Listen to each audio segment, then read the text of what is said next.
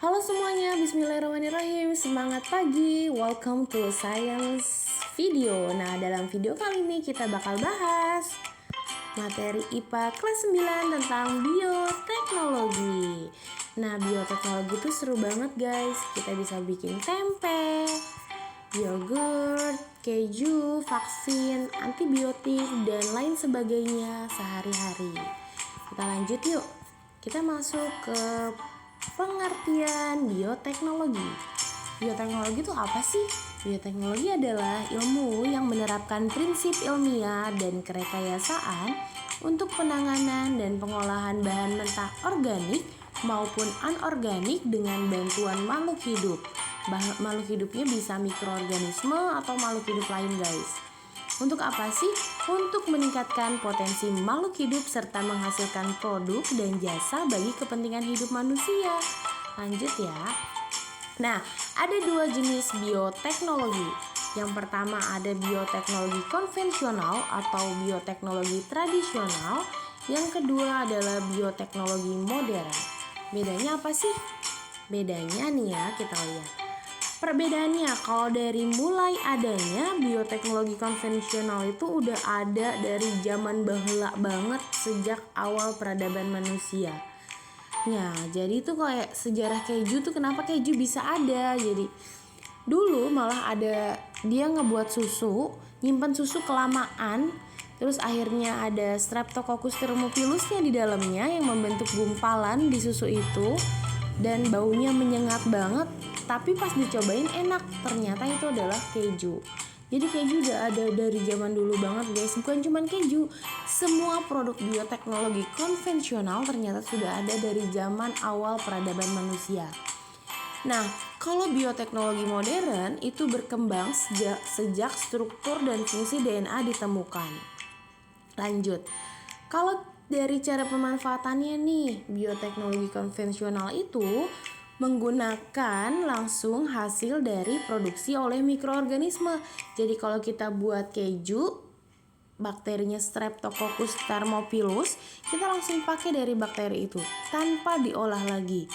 Tapi kalau bioteknologi modern, kita nggak pakai semua mikroorganismenya, malah menggunakan organisme untuk memperbaiki atau meningkatkan kinerja genetik. Malah bisa dipakai DNA-nya doang, RNA-nya doang, dan lain sebagainya. Yang ketiga, kalau dari segi peralatan dan teknologi yang digunakan, bioteknologi konvensional itu peralatan dan metodenya masih sederhana banget guys. Malah ini cenderung bisa dibuat oleh siapa aja dan di mana aja, yang penting ada kompor, ada alat-alat dapur dan lain sebagainya. Tapi kalau bioteknologi modern, peralatannya modern dengan berbagai teknologi.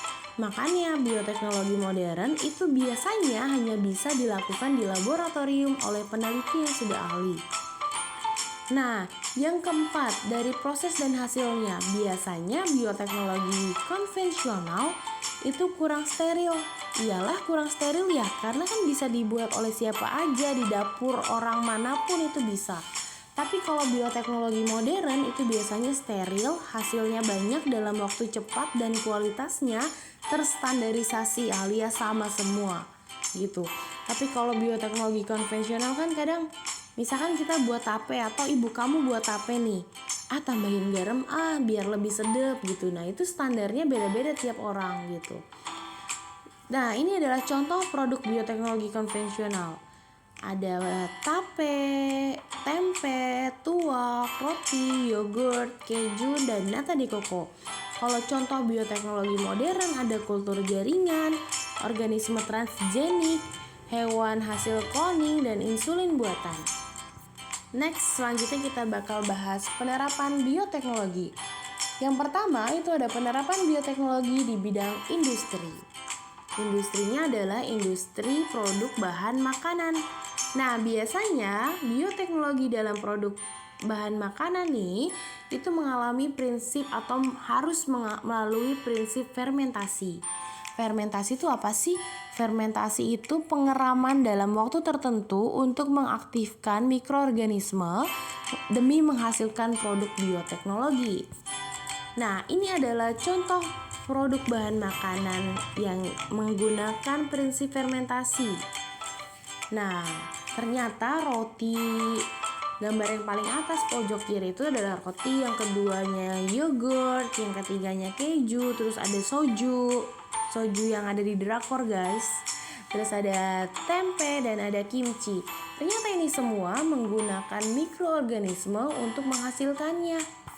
Mari kita lihat tabelnya. Ini adalah macam-macam produk pangan dan mikroorganisme yang berperannya. Ada keju mozzarella. Kalian pernah makan kondok kan? Aduh ribet banget kondok. Ya pokoknya gitulah. Nah, dalamnya itu kan ada keju mozzarellanya ya guys. Ternyata keju mozzarella dibuat itu dari susu sapi atau susu kerbau. Negara yang memproduksi keju mozzarella terbanyak adalah Italia. Nah, mikroorganisme yang membantu proses fermentasi keju mozzarella adalah Streptococcus thermophilus. Yang kedua adalah yogurt. Yogurt itu minuman yang dapat melancarkan pencernaan kita. Ternyata yogurt ada bakterinya, namanya Lactobacillus bulgarius. Itu dibuat dari susu yang difermentasikan. Nah, seluruh dunia bisa menghasilkan yogurt. Yang ketiga ada sosis. Sosis ternyata ada mikroorganisme Pediococcus cerevisiae. Nah, biasanya sosis dibuat dari daging sapi, daging ayam, dan daging babi. Kalau misalkan kita sebagai umat muslim, tidak boleh ya guys makan sosis daging babi, haram. Terus yang keempat itu ada roti. Ternyata roti yang mengembang dan ada kayak bulat-bulat atau gelembung-gelembung di dalam roti itu adalah hasil kerja dari Saccharomyces cerevisiae. Saccharomyces cerevisiae itu melepaskan karbon dioksida yang ada di tepung gandum dan membuat terus karbon dioksidanya kan dilepasin ya. Itu ngedorong adonan, jadi adonannya ngembang deh gitu. Terus ada oncom yang ada jamur Neospora cytophilanya. Terus ada kecap yang pakai Aspergillus wenti, tauco pakai Aspergillus oryzae, sama nata de coco yang pakai Acetobacter pseudomonas. Lanjut, yang selanjutnya masih di penerapan bioteknologi bidang industri adalah penghasil protein sel tunggal atau disingkat PST. Protein sel tunggal itu apa sih? Protein sel tunggal adalah bahan makanan yang berkadar protein tinggi yang berasal dari mikroorganisme. Nah, biasanya ada ganggang yang menghasilkan protein sel tunggal. Biasanya ganggangnya itu spirulina. Ada spirulina maxima, spirulina platensis, terus ada ganggang skenedesmus, ada ganggang chlorella juga. Pasti kalian pernah dengar kan masker spirulina? Nah, itu ternyata adalah protein sel tunggal, makanya sangat bermanfaat buat kulit kita. Selain ganggang, protein sel tunggal juga bisa diproduksi dari jamur. Jamur yang menghasilkan protein sel tunggal adalah Saccharomyces cerevisiae, Candida utilis, dan Phyllomeces varioti. Terus selain dari jamur dan ganggang, protein sel tunggal juga bisa dihasilkan dari bakteri. Bakteri yang menghasilkan protein sel tunggal adalah Methylopilus methylopulus. Lanjut, ini gambar protein sel tunggal yang dilihat dari bawah mikroskop. Bagus banget gambarnya kan? Nah, ini sangat bermanfaat buat kulit kita, buat tubuh kita, dan lain sebagainya. Selanjutnya adalah penghasil zat organik, enzim, dan vitamin. Kita masuk ke pengertiannya dulu ya. Zat organik itu apa sih? Zat organik merupakan suatu zat yang mempunyai kandungan karbon, oksigen, dan hidrogen. Terus enzim itu apa? Enzim adalah biomolekul yang berupa protein yang berfungsi sebagai katalis. Katalis itu yang membantu percepatan atau perlambatan suatu reaksi atau memecah suatu protein dalam reaksi kimia organik. Terus ada vitamin. Vitamin adalah sekelompok senyawa organik berbobot molekul kecil yang memiliki fungsi vital dalam metabolisme. Tapi sayangnya tubuh kita tidak bisa menghasilkan vitamin sendiri. Makanya kita harus mengkonsumsi vitamin. Lanjut, ini dia zat atau organisme yang menghasilkan zat organik, enzim, dan vitamin. Ada yang namanya asam amino dihasilkan oleh Corynebacterium glutamicium. Biasanya asam amino ada di penyedap rasa, suplemen hewan, ternak. Bahkan asam amino juga ada beberapa asam amino di multivitamin untuk manusia. Terus ada asam cuka. Kalau kamu makan bakso biasanya menambahkan cuka, ternyata cuka ada mikroorganismenya, namanya Saccharomyces baianus. Terus ada asam sitrat yang pakai mikroorganisme Aspergillus niger. Terus ada enzim selulase yang pakai organisme Aspergillus niger juga. Ada enzim laktase, ada enzim lipase, dan lain sebagainya. Selanjutnya adalah penerapan bioteknologi di bidang pertanian. Nah, bioteknologi di bidang pertanian yang pertama adalah hidroponik, ada aeroponik, ada kultur jaringan, terus ada tanaman transgenik, serta ada hibridasi. Kita bahas satu-satu yuk. Kita mulai dari hidroponik. Hidroponik adalah teknik bercocok tanam tanpa memakai tanah sebagai media tanamnya. Jadi kalau kita nanam hidroponik, kita nggak pakai tanah nih guys. Hidroponik bisa dilakukan menggunakan air, atau genteng, atau arang, atau sabut kelapa kayak di anggrek. Nah, keuntungan cara bercocok tanam secara hidroponik adalah tidak membutuhkan lokasi atau tempat yang luas, pupuknya lebih hemat, kualitas produksi atau hasil panennya lebih baik, tanaman bebas dari hama penyakit. Terus panen dapat berlangsung secara terus-menerus tanpa nungguin musim-musiman. Tanamannya juga dapat tumbuh dengan lebih cepat. Ini adalah contoh selada yang dibudidayakan menggunakan air dengan teknik hidroponik. Jadi selada ini ditanamnya pakai air yang di dalam paralon itu loh guys. Nah, ini lebih cepat banget dibanding kita pakai tanah gitu. Terus yang kedua adalah aeroponik. Aeroponik adalah teknik bercocok tanam tanpa memakai media tanam untuk akarnya. Kalau tadi hidroponik kita masih pakai media tanam, walaupun media tanamnya bukan tanah. Nah, kalau aeroponik ini akarnya dibiarkan terbuka aja. Kita tidak pakai media tanam apapun. Nah, gimana dong kalau kayak gitu? Nah, kayak gini nih gambarnya. Yang hijau-hijau itu adalah tanamannya. Di bawah itu akarnya dibiarkan terbuka. Terus ada pipa panjang yang akan menyalurkan atau menyemprotkan air. Terus ada timernya.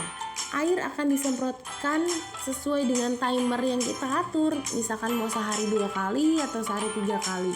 Nanti air akan diserap langsung oleh akar. Jadi akarnya dibiarin aja tuh guys terbuka. Selanjutnya adalah kultur jaringan. Kultur jaringan itu adalah menumbuhkan eksplant pada media sehingga akan tumbuh kalus dan pada akhirnya akan menjadi plantet atau tanaman kecil yang memiliki akar, batang, dan juga daun. Jadi kultur jaringan itu tanaman yang sudah dewasa kita potong kecil-kecil. Terus kita masukkan ke suatu wadah biar tumbuh akar, batang, dan daunnya lagi nih guys. Keuntungan teknik kultur jaringan adalah memiliki sifat yang sama banget dengan induknya. Yang kedua, bisa diperbanyak dalam waktu yang sangat singkat dan cepat. 3, tidak memerlukan tempat dan alokasi yang luas. Terus kesehatan dan kualitas dari bibit lebih terjamin. Juga kecepatan dalam pertumbuhan yang lebih cepat jika dibandingkan dengan yang alami. Nah, sayangnya si kultur jaringan ini hanya bisa dilakukan oleh tanaman yang bersifat totipotensi. Totipotensi itu kalau dia dipotong akan tumbuh lagi, walaupun dipotong bagian manapun dalam tubuhnya. Nah, salah satunya adalah wortel. Jadi ini kita pakai sampel wortel ya. Wortel ketika diiris melintang, terus didiamkan, ini floemnya diisiin air dulu, terus didiamkan dalam tabung reaksi. Nanti akan tumbuh wortel dewasa seperti yang paling kanan. Tabungnya itu kayak gini nih, kita harus tutup dulu dan didiemin dulu gitu. Selanjutnya adalah tanaman transgenik. Tanaman transgenik adalah tanaman yang memperoleh sisipan gen tertentu dari organisme lain sebagai pembawa sifat yang diharapkan. Misalnya, kita mau nanam jagung yang bulir jagungnya atau yang bijinya itu besar-besar, warnanya oranye segar dan rasanya manis. Itu kita bisa sisipin gen manisnya, kita bisa sisipin gen bulir besarnya. Itu namanya tanaman transgenik. Nah, ini cara proses menanam transgeniknya. Biasanya kita sisipin pada tumbuhan yang sudah jadi, dalam batangnya bisa, atau malah dari awalnya kita silangin gitu. Yang kelima ada yang namanya hibridasi. Hibridasi adalah perkawinan silang untuk mendapatkan lebih banyak variasi keturunan. Hibridasi nyambung sama tanaman transgenik tadi. Kalau kita sudah mendapatkan bibit unggul dari transgenik, kita bisa langsung silangkan bibit unggul yang tadi dengan yang kurang unggul. Contoh, ini ibu punya 2 jagung. Lihat yang paling atas dulu ya gambarnya ya. Yang satu warnanya orange banget, rasanya manis, bulirnya juga besar-besar. Yang satu warnanya kuning, tidak terlalu orange, bulirnya kecil-kecil dan rasanya kurang manis. Gimana supaya kita dapat yang bibit unggul tadi? Yang bibit unggul itu yang mana? Yang bulirnya besar-besar, rasanya manis dan warnanya orange. Kita kawinkan silang aja. Jadi dari bunga jagung yang orange diserbukan ke bunga jagung yang warna kuning.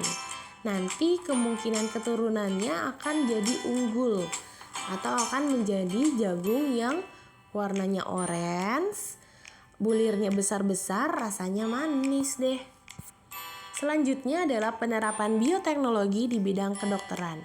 Yang pertama ada bayi tabung, yang kedua ada pembuatan vaksin, yang ketiga ada pembuatan hormon, yang keempat ada pembuatan antibiotik, serta yang kelima ada pembuatan antibodi monoklonal. Saksikan terus videonya sampai akhir. Jadi nanti ada rules untuk tugasnya itu berhubungan dengan penerapan bioteknologi di bidang kedokteran ini gitu. Setelah melakukan tugas baru kita bahas satu-satu. Selanjutnya adalah penerapan bioteknologi di bidang peternakan. Nah, di bidang peternakan ada pembuatan vaksin dan hormon untuk hewan ternak. Yang kedua ada inseminasi buatan. Yang ketiga ada cloning. Ini juga sama dengan penerapan bioteknologi di bidang kedokteran tadi. Pokoknya kalian harus saksikan videonya sampai akhir. Nanti ada tugas yang berhubungan dengan ini di bidang peternakan. Selanjutnya baru kita bahas videonya setelah tugas dikumpulkan. Selanjutnya yang E, penerapan bioteknologi di bidang lingkungan. Ada bioremediasi, ada biogas, sama bioplastik. Ini juga sama, kita nanti kasih tugas dulu baru kita bahas mengenai detail dari penerapan bioteknologi di bidang lingkungan ya guys. Lanjut, ini adalah dampak negatif bioteknologi. Ternyata bioteknologi tidak selalu membawa dampak positif untuk kita. Ada juga dampak negatifnya. Apa aja dampak negatifnya? Ini dia. Yang pertama, kemungkinan menciptakan mikroorganisme patogen baru. Jadi kalau kita buat yogurt atau buat lain sebagainya, mungkin banget ada organisme patogen baru. Kedua, timbulnya bahan makanan yang mengandung protein yang bersifat toksit.